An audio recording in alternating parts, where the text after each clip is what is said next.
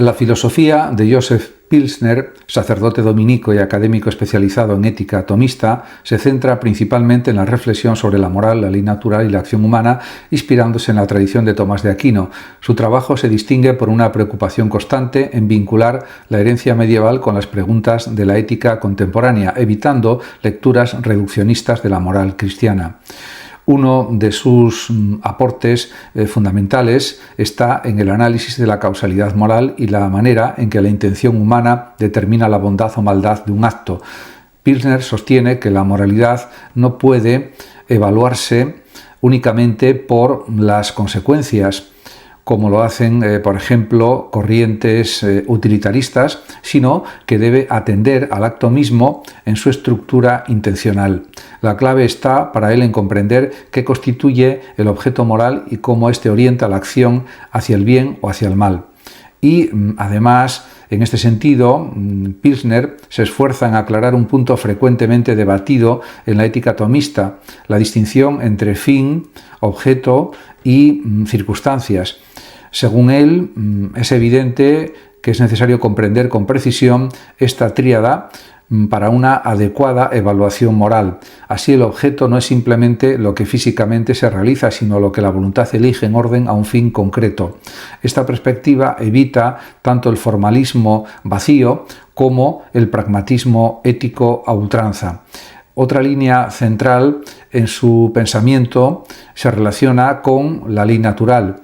Para Pilsner, la ley natural no es un código rígido impuesto desde fuera, sino la participación de la razón humana en la ley eterna. Esto significa que el ser humano, mediante la reflexión racional, puede reconocer bienes fundamentales como por ejemplo la vida, la verdad, la justicia o la convivencia social y ordenar sus actos en consonancia con ellos. La ley natural, por tanto, es dinámica porque se aplica a contextos históricos distintos sin perder su núcleo universal. En este sentido, también hay que decir que Pilsner aborda el papel de la virtud en la vida moral, inspirándose en Tomás de Aquino, y subraya que las virtudes no son simples disposiciones psicológicas, sino perfecciones estables que ordenan las potencias humanas hacia precisamente su plenitud. La vida moral, en su visión, no es un cúmulo de reglas, sino un camino de configuración del carácter hacia la amistad con lo divino. En suma, la filosofía moral de Joseph Pilsner es una actualización creativa del tomismo. Erwin Rykhoff, nacido en 1948, es un teólogo católico neerlandés cuya obra combina una rigurosa reflexión filosófica con un enfoque profundamente teológico centrado en la doctrina de la Trinidad y su implicación en la vida cristiana. Su pensamiento busca integrar la tradición tomista y patrística con los desafíos contemporáneos de la teología, ofreciendo una visión de la fe que es tanto sistemática como existencialmente relevante. Uno de los ejes centrales de la teología de Rykhoff es la Trinidad. Para él, la comprensión del Padre, del Hijo y del Espíritu Santo no debe limitarse a un ejercicio doctrinal abstracto, sino que debe reflejarse también en la práctica litúrgica, la oración y la vida comunitaria de los creyentes. Inspirado en este sentido por teólogos como Karl Rahner y Basilio de Cesarea, Rykhoff desarrolla una teología del Espíritu Santo que enfatiza su relación con el Padre y el Hijo, así como su acción en la historia y también en la experiencia espiritual de la Iglesia. La Trinidad, según Rykhoff, constituye el núcleo de toda vida moral y espiritual. Conocer a Dios como comunión interna de amor guía al ser humano hacia la participación en esa comunión divina. De este modo, se puede decir que en su filosofía teológica Rykhoff se apoya en la metafísica clásica de Tomás de Aquino y especialmente en las nociones de inmanencia y trascendencia. Para él, Dios es simultáneamente trascendente en cuanto causa primera y absoluta e inmanente del mundo, presente en la historia y en la experiencia, humana, y esta visión permite un diálogo entre la razón y la fe, ofreciendo además criterios filosóficos para la comprensión de la revelación y de la moral cristiana. La racionalidad humana no se opone a la fe, sino que se convierte de esta manera en instrumento para comprender la dinámica de la relación entre Dios y el hombre. Y en este sentido también Rykov enfatiza la dimensión ética y existencial de su teología. La comprensión de la Trinidad no es sólo teórica, sino que transforma la vida del creyente, orientando la acción hacia la justicia, la caridad y la comunión con los demás. La filosofía, por tanto, y la teología se entrelazan en su obra para mostrar que el conocimiento de Dios conduce necesariamente a una vida coherente con los valores divinos, que también son valores éticos. En síntesis, la teología y filosofía de Erwin Rykov representa un esfuerzo por integrar tradición y contemporaneidad, razón y fe, doctrina y práctica. Umberto Eco dedicó su tesis doctoral y varios estudios iniciales al pensamiento estético de Tomás Aquino en el año 1956. Allí analiza cómo el Aquinate, sin elaborar una estética como disciplina autónoma, ofrece una serie de principios fundamentales que permiten construir una teoría estética en el marco de su metafísica y su teología. En este sentido, en este pequeño vídeo, pues voy a comentar algunos aspectos de todo esto. Umberto Eco, en su célebre estudio Il problema estético in San Tommaso, explora cómo en la obra de Santo Tomás se encuentran los fundamentos de una reflexión estética sistemática. Aunque Tomás nunca escribiese un tratado formal sobre arte o belleza, está claro que el planteamiento central de Eco consiste en mostrar que para Tomás lo bello no es una categoría secundaria, sino que se inserta dentro de su metafísica del ser y de su teoría del conocimiento. La estética, en este contexto, no puede separarse de la ontología y de la gnosiología o de la teoría del conocimiento. Eco señala que Tomás de Aquino define lo bello como aquello que al ser contemplado agrada. De ahí su famosa formulación: pulcrum est quod visum placet. Sin embargo, lo bello no se reduce al placer sensible, sino que implica una relación entre la forma del objeto y la capacidad cognoscitiva del sujeto. La belleza, en este sentido, aparece como un modo en que la verdad se manifiesta y se hace atractiva al intelecto humano. Por ello, Umberto Eco observa que lo bello tiene un estatuto intermedio entre lo verdadero y lo bueno. Se dirige al entendimiento como claridad y a la voluntad como algo deseable. Y también en la reconstrucción de Eco, la estética tomista se articula en torno a tres propiedades fundamentales de lo bello: integritas, que significa perfección o totalidad del objeto; consonantia, que significa proporción, armonía interna; y claritas, que es la manifestación luminosa de la forma. Estas tres condiciones permiten explicar por qué algo puede ser considerado bello. La belleza así entendida no es simplemente subjetiva, sino que depende de la estructura objetiva de los seres en cuanto participan del orden y la inteligibilidad del cosmos.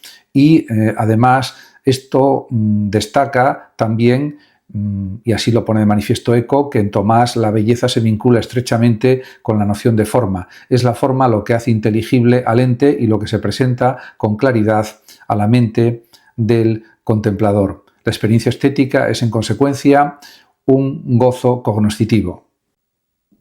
Alasdair MacIntyre, que es uno de los filósofos morales más influyentes de la segunda mitad del siglo XX y comienzos del XXI, fallecido en mayo de 2025 a los 96 años, se puede decir que realizó numerosas aportaciones, y quizás su aportación mayor reside en revivir la tradición de la ética de las virtudes, especialmente a la luz del legado aristotélico y tomista, y en criticar lo que él ve como la incoherencia moral del mundo moderno. El libro fundamental que marcó su impacto es acerca de la virtud, donde MacIntyre diagnostica que la moral contemporánea se encuentra en una situación de crisis. Los métodos iluministas que pretendían sustentar la ética sobre la universalidad racional, la autonomía del individuo, los derechos abstractos, etc., han perdido su fuerza normativa porque ya no encuentran consenso ni coherencia histórica. Uno de sus ejemplos destacados es la idea de que muchas nociones morales, como por ejemplo el bien, la justicia, la virtud, etc., se han convertido en fragmentos aislados, restos de prácticas morales tradicionales sin el contexto que les daba sentido. De modo que hablar de moral hoy muchas veces se vuelve simplemente hablar sin un lenguaje compartido. Y además de esto, que ya es preocupante, MacIntyre propone que la ética no puede fundamentarse en principios abstractos universales, sin anchura histórica, social, institucional. En lugar de eso, aboga por un enfoque que sitúe la virtud o la bondad en las prácticas humanas entendidas como actividades coherentes en una comunidad con reglas, con bienes internos, con un fin o telos, y la virtud para él es una cualidad adquirida que permite a quien la posee participar bien en esas prácticas y en última instancia contribuir al florecimiento humano. Y en este aspecto hay que situar todo esto dentro de una tradición viva, por supuesto.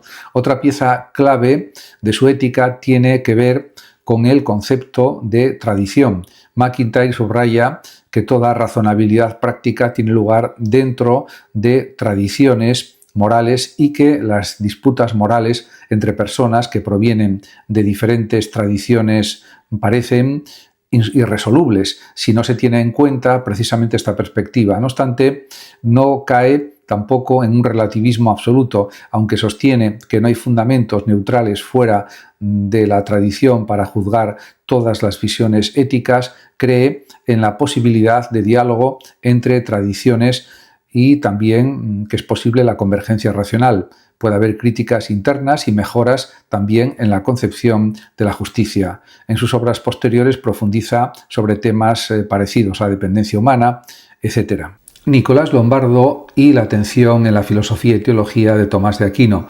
Realmente este pensador, Lombardo, es un gran experto en Tomás de Aquino, especialmente en su libro titulado La lógica del deseo, y Tomás de Aquino y la emoción del año 2011. Nicolás Lombardo es un teólogo y filósofo dominico actual, ha ofrecido una de las interpretaciones más sólidas de la teoría tomista de las emociones, situándola en un marco sistemático que muestra su riqueza y actualidad. En la obra anteriormente citada, Lombardo sostiene que Tomás de Aquino concibe las emociones no como fuerzas irracionales que deben ser de alguna manera suprimidas, sino como dimensiones fundamentales de la vida humana que pueden realmente integrarse armónicamente en la razón y en la vida moral. Para Tomás de Aquino, las pasiones del alma o de la mente, que podemos llamar emociones, son movimientos de la sensibilidad apetitiva que se activan frente a un bien o un mal percibido. Lejos de ser algo puramente corporal o desordenado, las emociones poseen una racionalidad intrínseca, ya que responden a la manera en que la persona interpreta y valora su situación. Por tanto, Lombardo resalta que esta visión coloca a las emociones en el centro de la antropología tomista, como dinamismos orientados al bien y al mal, susceptibles también de educación, de formación y de ordenación ética. Lombardo subraya además que Tomás de Aquino estructura las pasiones en dos grandes ámbitos: el concupiscible, referido al bien o mal en cuanto a agradables o desagradables, y el irascible, relacionado con los bienes difíciles de alcanzar o los males arduos de superar. Esta clasificación permite ver también las emociones como respuestas coherentes a la realidad y no como irrupciones caóticas. Según Lombardo, el mérito de Aquino es haber articulado una verdadera lógica de la emoción. Cada pasión responde a una situación objetiva, con una estructura que puede analizarse filosóficamente y además Lombardo muestra también cómo para Tomás las emociones tienen un valor moral positivo cuando están precisamente ordenadas por la razón y la virtud o bondad. La vida moral no consiste en anular las pasiones, sino en integrarlas en el obrar virtuoso. La templanza o moderación, la fortaleza y las demás virtudes cardinales configuran precisamente la capacidad de gobernar las emociones sin reprimirlas, dándoles también su lugar en la plenitud humana.